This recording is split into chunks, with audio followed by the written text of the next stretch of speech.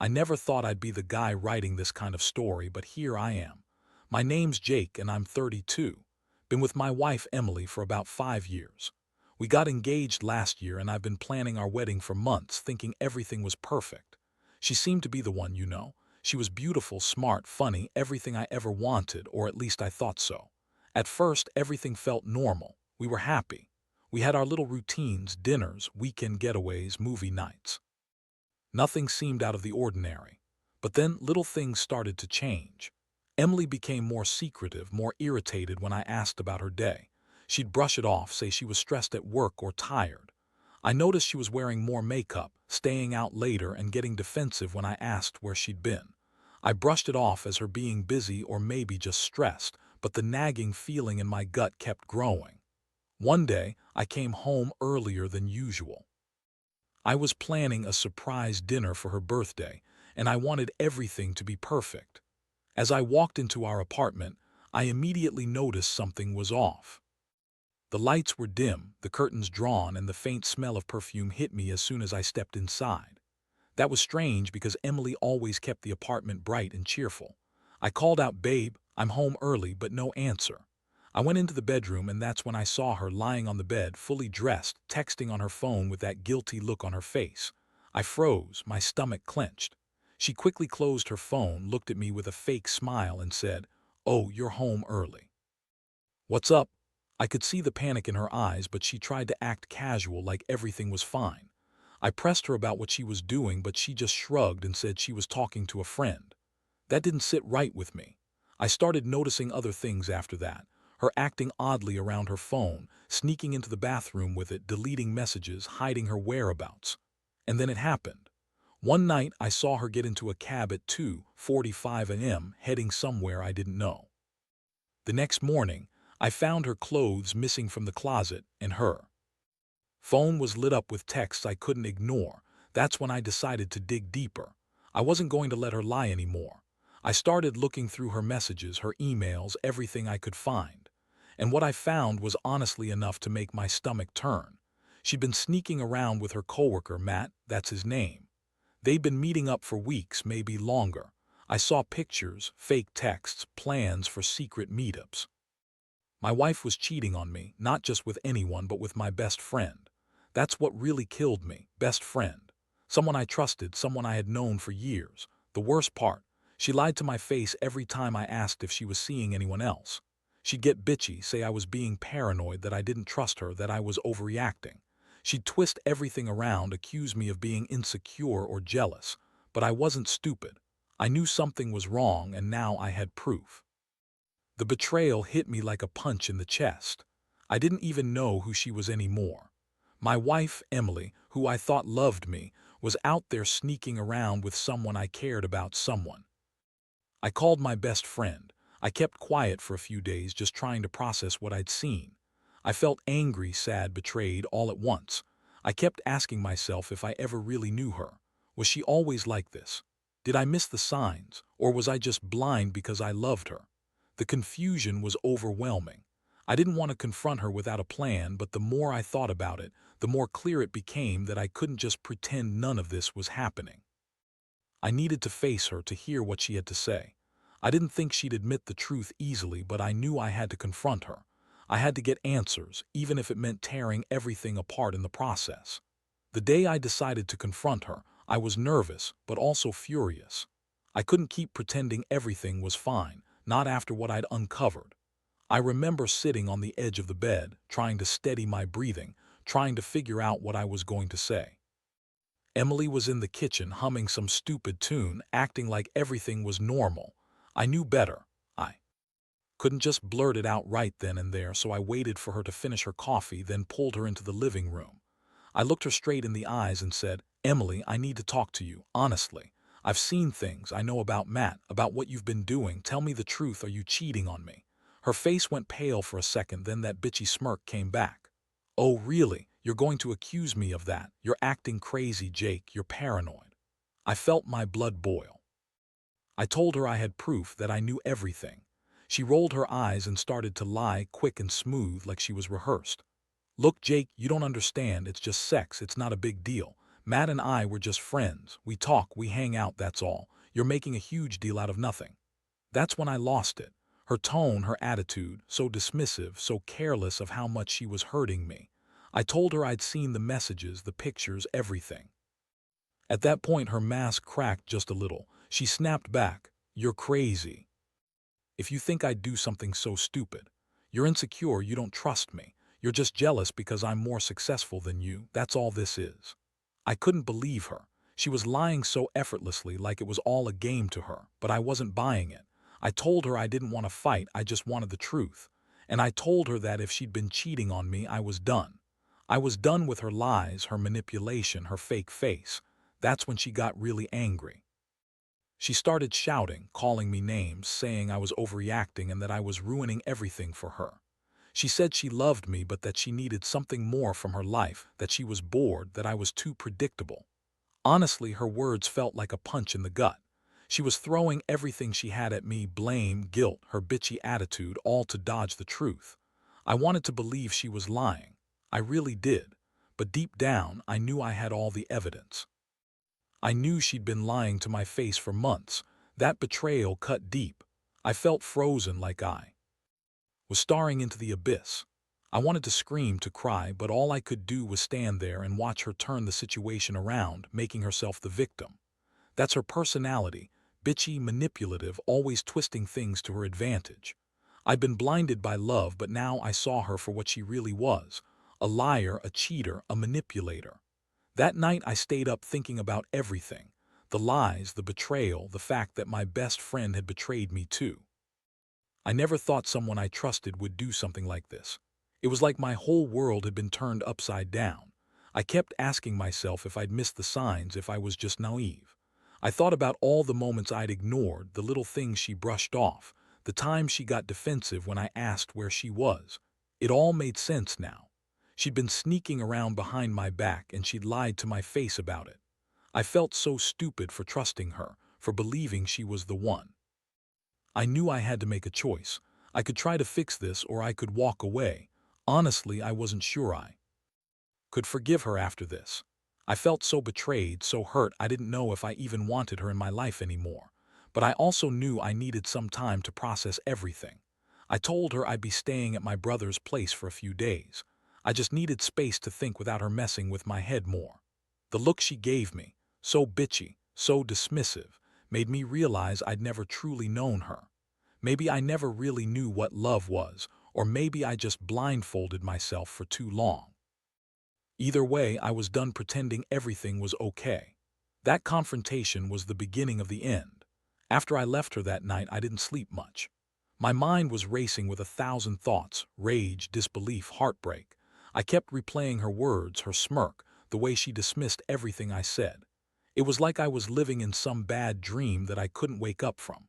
I kept questioning myself, wondering if I'd missed all the signs, if I'd somehow been blind to who she really was. The trust I had built over 5 years felt shattered into pieces. Over the next couple of days, I kept myself busy trying to keep the chaos at bay. I kept telling myself I deserved better, that I needed to get out of this before she dragged me further into her web of lies. But inside, I was torn. Part of me still loved her. Part of me wanted to believe she'd come clean, admit everything, and somehow we could fix this. But I knew better. I knew she was good at lying, that she'd do anything to protect herself, even if it meant destroying us. One night I decided I had to go back and face her again. I couldn't leave things hanging like this. I called her, told her I was coming over. When I got there, she was sitting on the couch looking annoyed, like I was the one disturbing her peace. She tried to act like everything was fine, but I wasn't buying it. I sat down across from her and looked right into her eyes. "Emily," I said softly but firmly, "I need to hear it from you. Did you sleep with Matt?"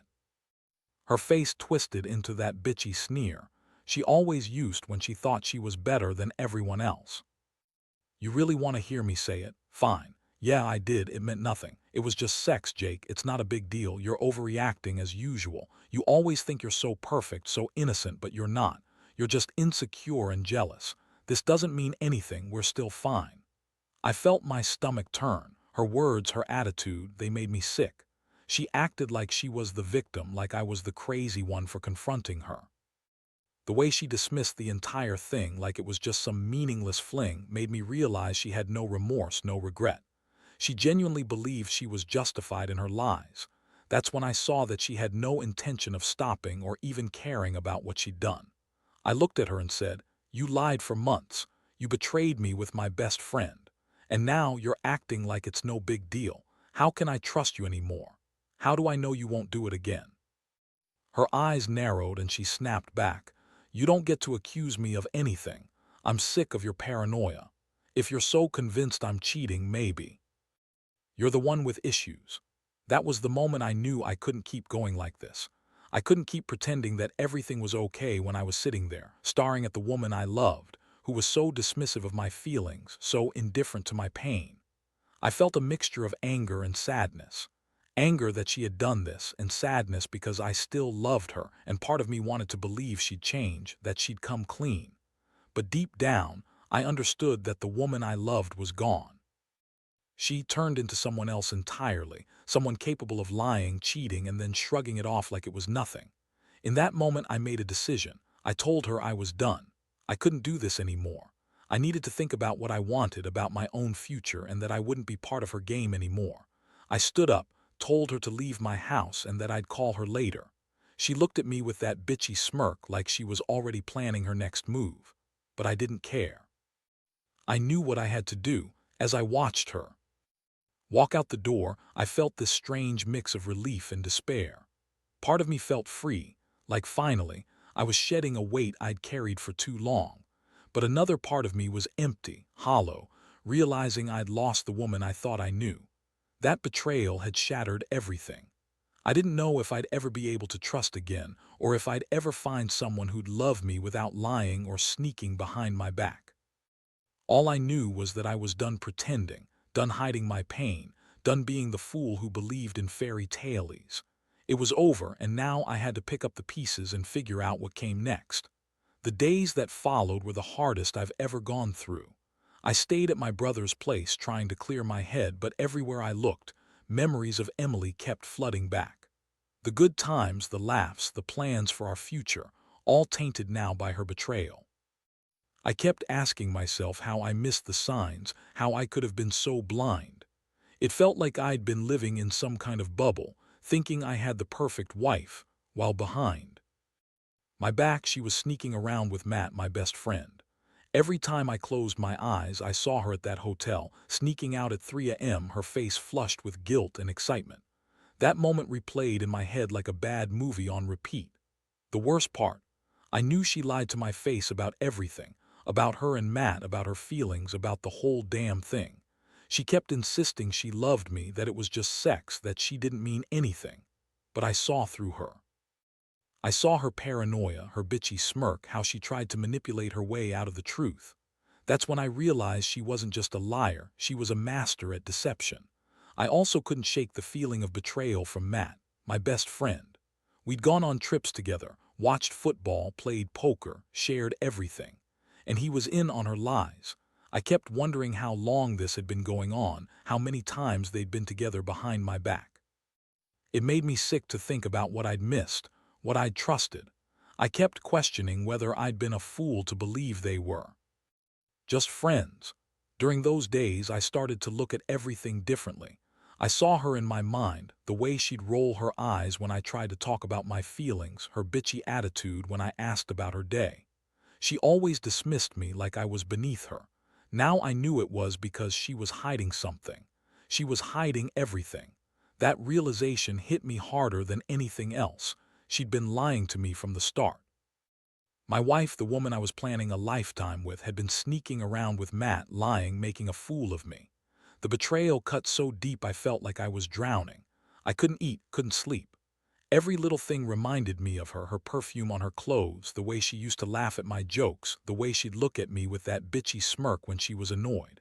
It all felt fake now, like I'd been living with a stranger all along. I kept asking myself, how did I never see it? How did I miss the signs? How could someone I loved so much do this to me? And then I started thinking about what I was going to do next. Part of me wanted to confront her again, to demand answers, to tell her she had destroyed everything. But another part knew that would just be feeding her ego, giving her what she wanted, control. I realized I had to focus on myself now and figure out what I really wanted. I couldn't keep living in this pain, this confusion. I needed clarity. I needed space from her, from everything that reminded me of her betrayal. So I made a silent promise to myself. I wouldn't let her ruin me. I'd get through this somehow. I'd find a way to move on, even if it meant starting over. I knew I deserved better. I deserved someone who wouldn't lie, who wouldn't cheat. But right now, all I really wanted was to get my head straight and figure out how I was going to pick up the pieces of my shattered life. That's what I was focused on, trying to stay strong, trying to breathe through the pain, and trying not to let her betrayal define me. After about a week of trying to put myself together, I finally decided I needed to have a serious talk with Emily. Not just to hear her version of the story, though I didn't really expect anything different from her at this point, but to get closure. I called her and told her to meet me at a quiet coffee shop nearby. When she showed up looking bitchy and annoyed, I knew she wasn't there to apologize or to explain her actions. She was only there because she had to be. We sat across from each other, the tension thick enough to cut with a knife. I looked her straight in the eyes and asked, "Why, Emily? Why did you do this? Why did you lie to me for so long? Was I just some fool you played, or did you really think I'd never find out?" She rolled her eyes, crossed her arms, and shot back, "Jake, you're so naive. You think I did this because I wanted to hurt you. No, I did it because I was bored, because I needed some excitement, some validation. Honestly, I think you're too predictable. You're so boring sometimes, and Matt, he's different. He makes me feel alive. You wouldn't understand." Her words hit me like a punch in the stomach. For a moment, I just stared at her, feeling a mix of rage and disbelief. I'd always thought I was the one who loved her the most, who'd do anything for her. And now she was telling me she cheated on me because I was boring, that she needed some kind of thrill. I asked her if she ever loved me, if any of it was real. She scoffed, said, "Love, please, that's for fairy tales. Love is a lot of bullshit. What we had was comfortable, maybe. But I don't think I ever really loved you, Jake. Not the way you loved me. I was just with you because it was easy, because you were convenient." That was a punch I didn't see coming. Hearing her say she never loved me after all those years, after everything we shared, made me feel tiny. Like I'd been played for a fool. It's like all my feelings, all my hopes just evaporated in that moment. She was so bitchy and dismissive, so cold about it all. I realized she'd been this way for a long time, just hiding her true feelings behind a pretty face and a fake smile. Deep down, I knew I had to get out of that toxic cycle. I told her I didn't want her anymore, that I was done accepting her lies. I told her I didn't care what her reasons were anymore, that I'd rather be alone than in a relationship built on lies and betrayal. She smirked, said she didn't care either, and then she got up to leave. Before she walked out, she looked back at me and said, "Good luck, Jake. You're going to need it." That moment was a turning point. I felt a strange sense of relief, mixed with a deep, aching sadness. I'd finally confronted her, gotten some kind of truth, not from her words but from her attitude. She didn't care about us, about what she'd done. She was only interested in her own selfish needs. That realization made me realize how much I'd been fooling myself, thinking I could fix this, thinking she'd change. But I also knew I couldn't keep living in the past. I had to move forward. I packed my things that night, took my time to organize my life again, and started making plans. I knew I wasn't the same person I was before, but I was determined to rebuild, to find happiness somewhere else. Maybe it was naive, maybe it was foolish, but I refused to let her betrayal define my entire life.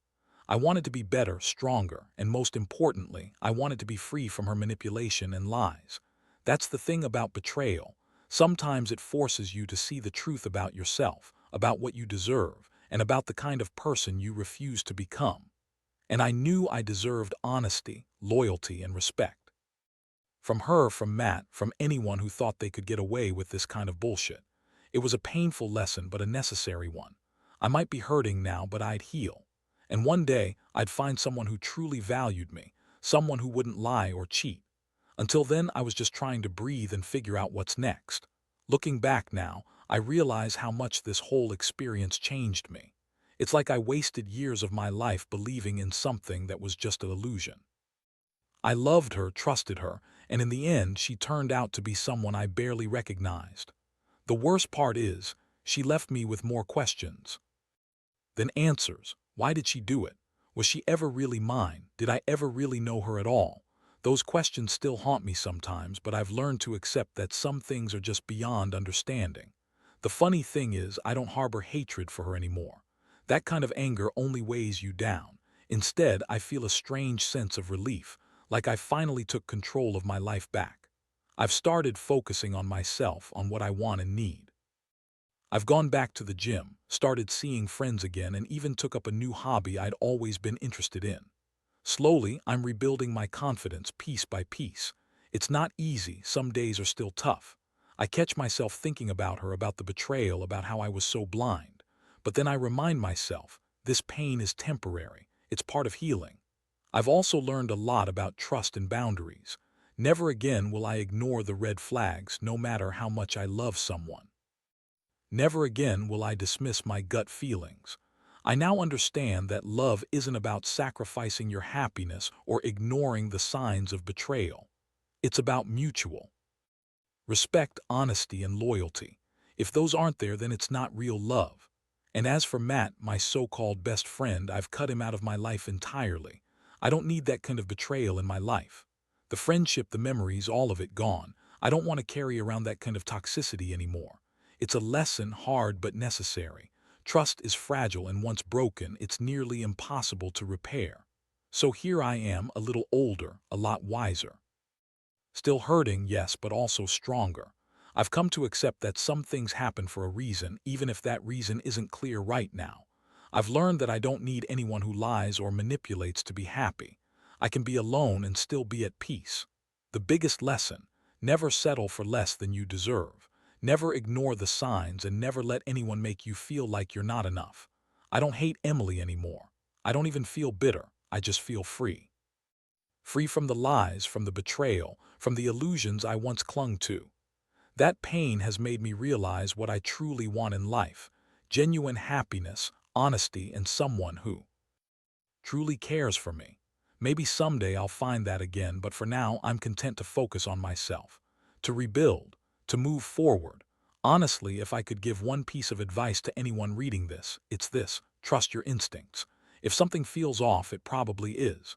Don't ignore red flags, and don't let anyone make you feel insecure for wanting honesty. Love should never be a game of lies. It should be about mutual respect and trust. Because once that's broken, everything else crumbles. And trust me, moving on is the hardest thing you'll ever do, but it's also the one thing that will set you free.